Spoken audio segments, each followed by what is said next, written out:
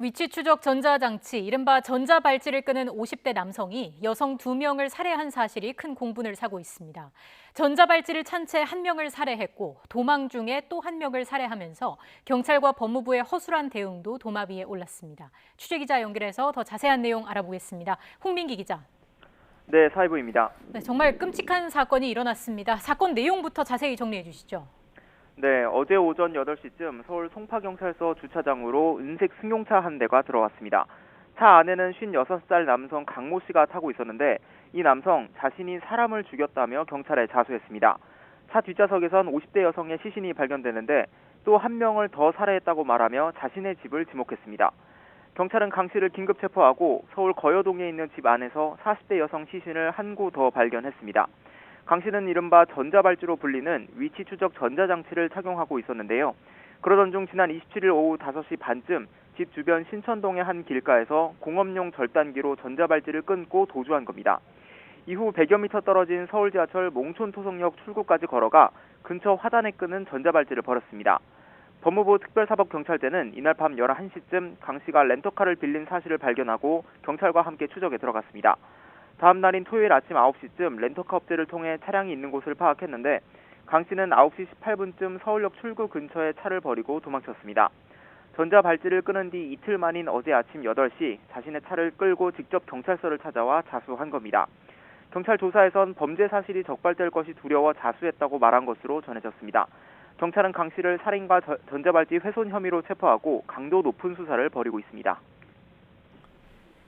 네, 그런데 강 씨는 과거에도 성범죄를 저질렀잖아요. 신상은 공개돼 있습니까? 네, 50대 강 씨는 이번 사건 외에도 처벌받은 전력이 모두 14번에 달했습니다. 만 17살 때부터 특수절도 혐의로 징역을 살았고 성폭력 전력도 2번이나 있었습니다. 강도 강간 혐의로 보호 감호 처분을 받다가 2005년 4월 출소했는데 출소한 뒤 넉 달 만에 다시 성범죄를 저질렀습니다. 주로 심야에 혼자 운전하는 여성을 노렸는데요. 피해자 손발을 묶어 납치한 뒤 신용카드 등을 뺏기도 했습니다. 공범들과 함께 범행을 저지른 40일 동안 피해 여성만 30여 명, 피해 금액도 수천만 원에 달했던 것으로 조사됐습니다. 강 씨는 이 사건으로 징역 15년형을 선고받고 지난 5월 천안교도소에서 가출소해 전자발찌를 착용하고 있었습니다. 그런데 강 씨는 전자발찌는 착용하고 있었지만 여성가족부에서 운영하는 성범죄자 알림이에서는 공개돼 있지 않았는데요. 성범죄자 신상 공개 제도는 2011년 4월 도입됐는데 강 씨의 형이 확정된 건 2006년이라 법 적용을 받지 않은 겁니다. 지난 2013년 3년 전 사건까지 소급 적용할 수 있도록 법이 바뀌었지만 여전히 법 적용 대상에선 제외돼 있었습니다. 신상 정보 공개 대상자가 아니었기 때문에 지역 주민들도 강 씨의 전과는 전혀 알지 못했습니다. 네, 관리 감독을 받는 와중에도 끔찍한 살인 사건을 저지른 건데 경찰과 법무부의 대응에도 많은 지적이 나오고 있죠. 네, 그렇습니다. 어떻게 위치 추적이 가능한 전자발찌를 차고도 이런 범행을 저지를 수 있느냐 이런 지적이 거세게 일고 있는데요. 강 씨가 전자발찌를 끄는 뒤 경찰이 강 씨 집을 찾기는 했습니다.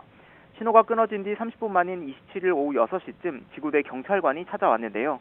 하지만 인기척이 없다는 이유로 발길을 돌렸고 이후 보호관찰소 직원들까지 나와 모두 3차례 방문했습니다.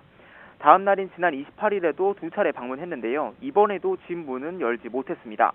부근 CCTV를 토대로 강 씨가 전날 새벽 외출했다는 사실만 확인한 뒤 자리를 뜬 겁니다.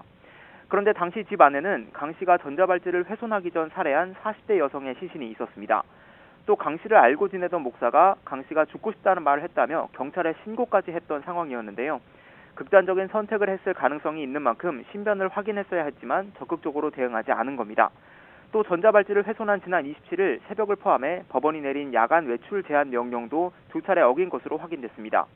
이에 대해 경찰은 수색 요청이 아닌 검거 요청을 받았기 때문에 강 씨 집에 강제로 문을 따고 들어갈 법적인 근거가 없다고 해명했습니다. 현장 경찰관들이 경찰권을 더 적극적으로 대응할 수 있도록 직무 집행 범위를 늘리는 등 법과 제도를 마련할 필요가 있다고도 덧붙였습니다. 전자감독 대상자의 강력범죄가 발생했는데 이를 관리하는 법무부와 또 사건을 예방해야 할 경찰 사이에 책임 떠넘기기가 반복되는 상황입니다. 네, 그럼 지금 강 씨에 대한 경찰 수사는 어떻게 진행되고 있습니까? 네, 서울 송파경찰서는 경찰서를 제 발로 찾아온 강 씨를 체포한 뒤 오늘까지 수사를 이어가고 있습니다. 특히 두 여성을 왜 살해했는지 살해 동기를 집중적으로 캐묻고 있는 것으로 전해졌는데요. 숨진 40대와 50대 두 여성은 평소 강 씨와 알고 지내던 사이였다고 밝혔습니다. 이를 토대로 성적 문제, 금전 문제 등 모든 가능성을 열어두고 강 씨의 살해 동기를 파악하고 있습니다. 또 강 씨의 자택 주변 CCTV와 계좌 거래 내역, 또 주변인의 진술 등을 폭넓게 들여다보고 있는 것으로 알려졌습니다. 강 씨가 김포공항역까지 대중교통을 타고 이동한 뒤 버스에 두고 내린 휴대전화도 확보해서 포렌식 분석하고 있다고 밝혔습니다. 피해 여성이 각각 언제 또 어디서 숨졌는지 등 기본적인 사실관계도 꼼꼼히 살피고 있다고 설명했는데요. 경찰은 오늘 안에 강 씨에 대한 구속영장을 신청한다는 목표로 수사에 속도를 내고 있습니다. 또 강 씨에 대한 신상 공개도 검토하고 있습니다. 자, 법무부도 대응 계획을 발표했죠.